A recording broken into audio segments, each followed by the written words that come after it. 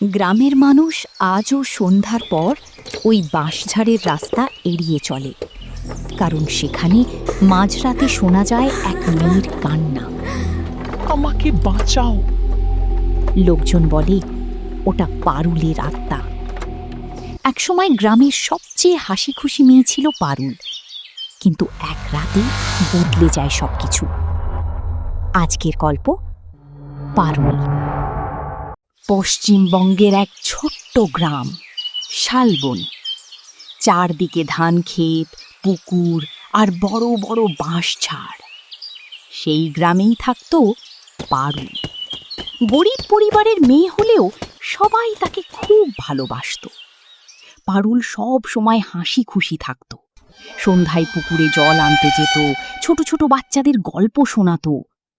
কিন্তু গ্রামের এক জায়গা সে খুব ভয় পেত, পুরনো বাঁশঝাড়। লোকজন বলতো ওখানে নাকি বহু বছর আগে এক মেয়ের মৃত্যু হয়েছিল। পারুল এসব বিশ্বাস করত না, তবুও সন্ধ্যার পর ওই রাস্তা এড়িয়ে চলত।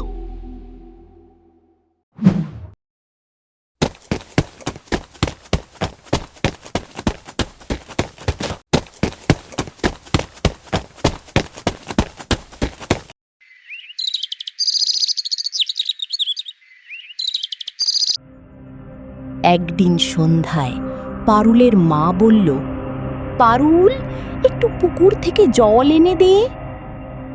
জল? আচ্ছা ঠিক আছে, যাচ্ছি।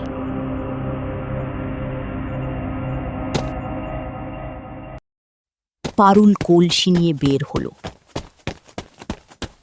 আকাশে তখন কালো মেঘ।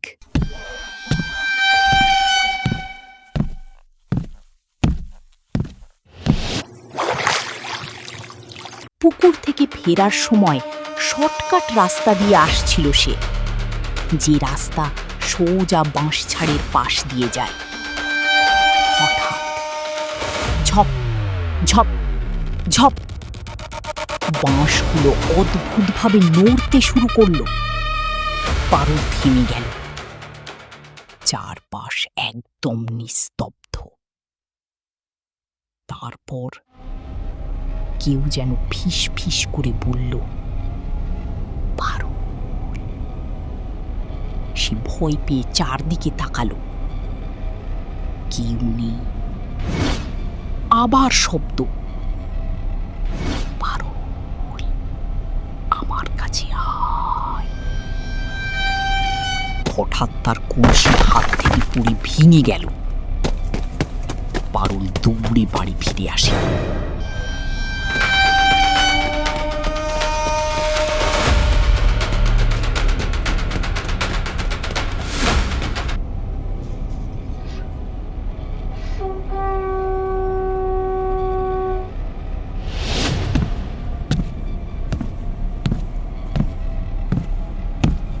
কি হয়েছে রে পারুল?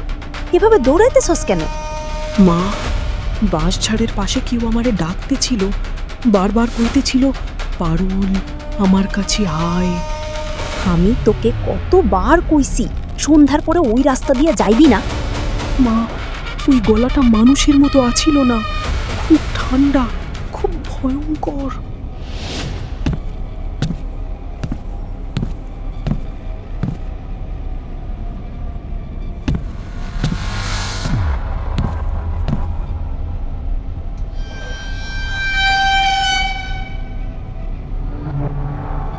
সেদিন রাতে পারুল জ্বরে পড়ে যায়। হায় ভগবান, গা তো একদম আগুন।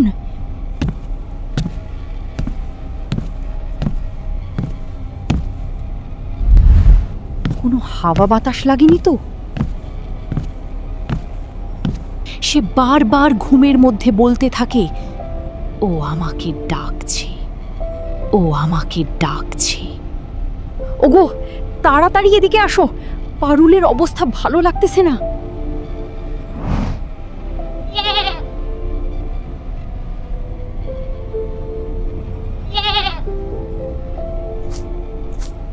দেখো না, ঘা জোরে পুড়ে যাচ্ছে, আর কেমন উল্টা পাল্টা কথা কইতেছে। পারুল, কেউ নেই। এক্ষুনি যাইতাছি, ফকির বাবা লই আসতাছি।